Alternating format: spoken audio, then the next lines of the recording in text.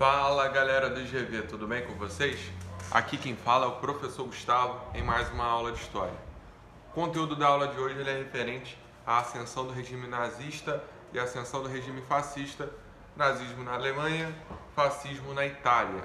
Bom, esses regimes totalitários eles vão surgir num contexto de crise e essa crise ela acontece no período entre guerras, ou seja, entre a Primeira Guerra Mundial e a Segunda Guerra Mundial. Porém, as crises nas quais os regimes se promoveram, elas são crises em períodos diferentes. No caso, o Benito Mussolini, que depois surge como Duce na Itália, e inaugura o fascismo, o Benito Mussolini ele já vinha tentando ter uma participação política ali durante o período da Primeira Guerra Mundial e no final da Primeira Guerra Mundial, e logo no início da década de 20 ele consegue ter uma liderança dentro da Itália, promovida pelo próprio imperador da Itália, que depois,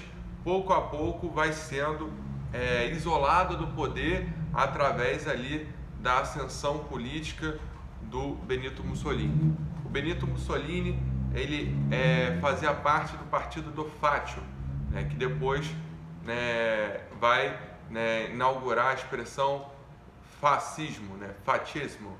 E nesse sentido, o Benito Mussolini ele tinha os apoiadores que vestiam as camisas negras, e após ele marchar pela praça importantíssima de Roma, ele vai justamente conseguir pressionar o imperador e depois conseguir, enfim, confirmar o seu poder de Duce na Itália. Através dessa ascensão, o Benito Mussolini ele vai criticar justamente a postura da Itália em relação aos seus países vizinhos, vai também perseguir intensamente os grupos de esquerda, liberais, entre outras pessoas que tivessem uma visão diferente daquela que o Benito Mussolini vinha treinando, vinha trabalhando na cabeça da população.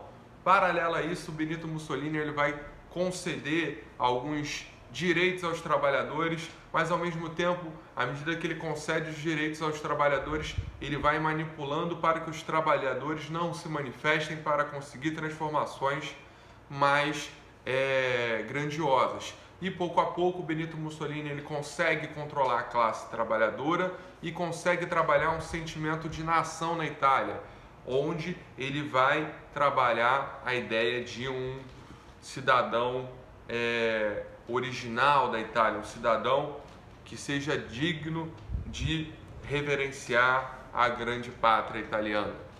Nesse sentido, o Mussolini também ele vai ser bastante ardiloso ao controlar outras questões que eram históricas na Itália. Por exemplo, a questão da Igreja Católica, aonde o poder central da Igreja Apostólica Romana iria se concentrar. A Igreja Católica ainda era e é muito forte, uma instituição muito presente no cenário mundial, e ela tinha os seus principais cardeais, o próprio Papa residindo ali na Itália, na região de Roma.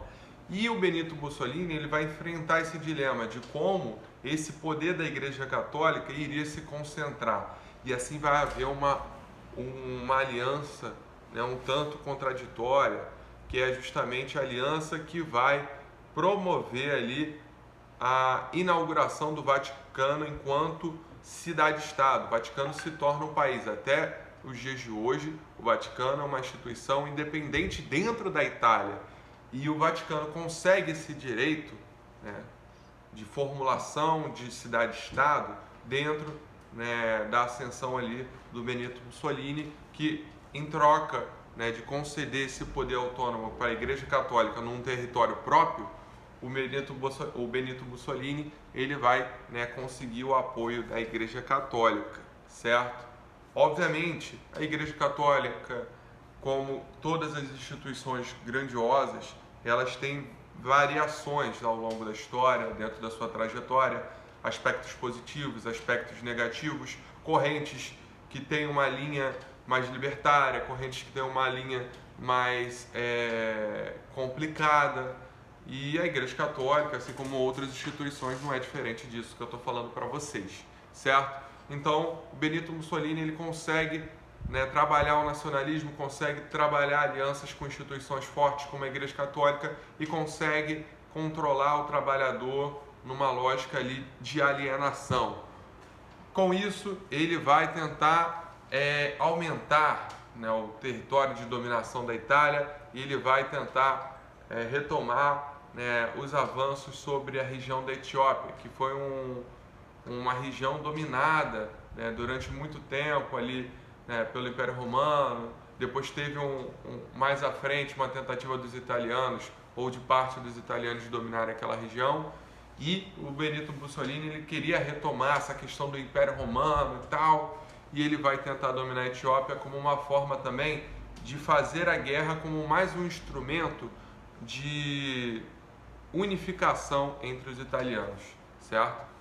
Bom, falamos um pouco de Mussolini, durante esses anos aí da década de 20, década de 30, e nós vamos concluir mais sobre o Benito Mussolini num momento mais adiante, dentro da Segunda Guerra Mundial. Agora nós devemos falar de outra figura emblemática dentro dessa ascensão dos regimes totalitários. Lembrando, regime totalitário é quando uma figura ela consegue manipular mentes e corações num sentido de unificação total daquela nação em prol daquela figura. No caso, o chefe de Estado, ele se coloca como um pai de todos e ele consegue controlar diretamente todas as pessoas, todas as instituições, sem ter problemas. Por exemplo, se eu tenho um regime totalitário, ditatorial, eu vou perseguir os meus opositores. Mas ainda assim, nós vamos ter uma sequência de oposições, vamos ter algumas instituições que vão tentar se manifestar contra esse regime. Num regime totalitário, a repressão ela é bem mais intensa e o controle do estadista sobre todas as instituições, sobre todas as empresas no país, ele é muito maior, ele é muito mais intenso, certo? Ele é quase incontestável, certo? Bom, nesse sentido, o Hitler, nem sempre ele foi incontestável na Alemanha. O Hitler, ele participou da Primeira Guerra Mundial, ele não é alemão de origem, ele é austríaco, porém, durante ali a Primeira Guerra Mundial, ele vai se sentir próximo das ideias do germanismo, do arianismo, e ele vai trabalhar tudo isso depois num livro que ele escreve na prisão. Mas por que ele para na prisão? Bom, ele vai surgir ali no cenário político da Alemanha com a criação do Partido Nazista, e ele vai tentar, através de um atentado, conseguir o poder na Alemanha. Ele fracassa nessa primeira tentativa e é preso ali no início dos anos 20, certo?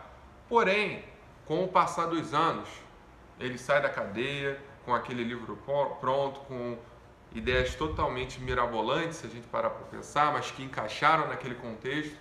Ele fala de uma raça pura, da raça ariana, prega o ódio aos judeus, ele consegue apresentar inimigos para o país, tanto as economias liberais, tanto as economias comunistas. Ele vai perseguir todos eles e vai trabalhar um sentimento de nacionalismo, certo? Isso ele apresenta no Mein Kampf e ele vai colocar em prática ao longo da sua trajetória política, da retomada da sua trajetória política. Ao sair da prisão, ele começa inexpressivo, primeiro ele vai conseguir ali se eleger para cargos eletivos menores, vai crescendo até conseguir, enfim, se tornar primeiro-ministro e depois se proclamar chanceler. Mas por que o Hitler ele encaixa num determinado momento, depois dele ter sido rechaçado, depois dele ter sido preso no início da década de 20? Bom, o mundo no final da década de 20, no início da década de 30, ele era outro. Já existia uma crise na Alemanha no início da década de 20, depois da Primeira Guerra Mundial? Sim, mas eles vão ter um período ali de alívio na virada da primeira metade para a segunda metade da década de 20. Esse alívio não vai ser suficiente, mas ele vai dar uma acalmada nas coisas. Só que no final da década de 20, o que acontece é justamente a crise de 29 e o início da Grande Depressão, que vai afetar basicamente todos os países capitalistas do mundo, certo? E nesse contexto, muitos empresários de diferentes países vão temer a onda das ideias comunistas e socialistas, já que a União Soviética conseguiu resistir à grande crise e as discussões políticas entre os meios dos trabalhadores, na Europa principalmente, vinham se intensificando cada vez mais. E, nesse sentido, muitos empresários na Alemanha e até empresários de outras localidades, da Inglaterra, da França, eles vão ver na figura do Hitler um cara exótico, um cara esquisito, com ideias mirabolantes, mas um cara que se apresentava útil naquele contexto, porque ele pregava ódio aos comunistas, aos socialistas. E não é à toa que o Hitler ele vai, se autoproclamar chanceler e depois Führer, justamente após acontecer um suposto atentado comunista num prédio importante na Alemanha. E esse atentado depois foi revelado que o próprio Hitler arquitetou para jogar a culpa nos comunistas e ter um argumento para ganhar mais poder, concentrar mais poder. E aquela movimentação até aquele momento, ela foi possível porque pessoas fizeram vista grossa para o Hitler.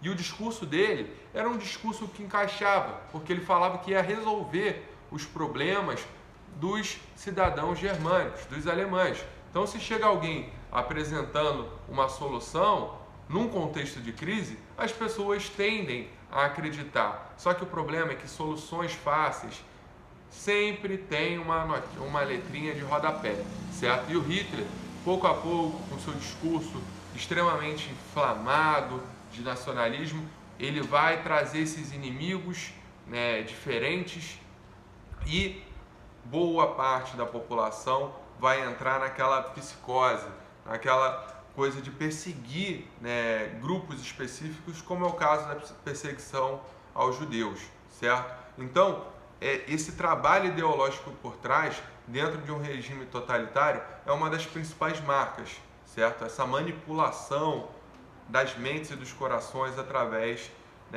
de determinadas pautas de inimigos e tudo mais, certo? O Hitler ele vai fazer isso com bastante eficiência, de certa forma, e isso vai ocasionar muitos estragos mais à frente, que é justamente o Holocausto, o início da Segunda Guerra Mundial e tanto gente internamente na Alemanha quanto pessoas em outros países vão fazer vista grossa e vão deixar ele criar corpo dentro da Alemanha, certo? E num determinado momento, diga-se de passagem, o Hitler, com a sua política ali nacionalista, ele vai conseguir fortalecer algumas empresas internamente. A Volkswagen vai ser inaugurada nesse contexto e tantas outras empresas vão se fortalecer naquele período e os trabalhadores vão conseguir estar trabalhando, vão conseguir estar alimentando suas famílias. O fato dele conseguir fazer isso num longo prazo, ou no médio prazo, melhor dizendo, facilita justamente com que o Hitler consiga falar coisas absurdas e as pessoas continuarem seguindo aquilo que ele estava falando. E o Hitler ele não age sozinho, vai ter uma equipe, pessoas como Goebbels, que vai trabalhar a questão da imagem, trabalhar a questão das cores, a questão da comunicação com muita destreza. Muitas pessoas na comunicação hoje em dia estudam como essas pessoas na parte de comunicação do regime nazista conseguiam trabalhar a questão da altura, a questão da cor, para conseguir controlar a mente das pessoas. A comunicação ela ganha uma outra perspectiva a partir desses regimes, certo? Bom, esses são alguns pontos que nós devemos trabalhar sobre nazismo e fascismo, que são determinantes para a gente entender o início da Segunda Guerra Mundial. Fiquem atentos ao nosso canal, fiquem atentos ao nosso roteiro de estudos. Um forte abraço a todos e até a próxima, galera!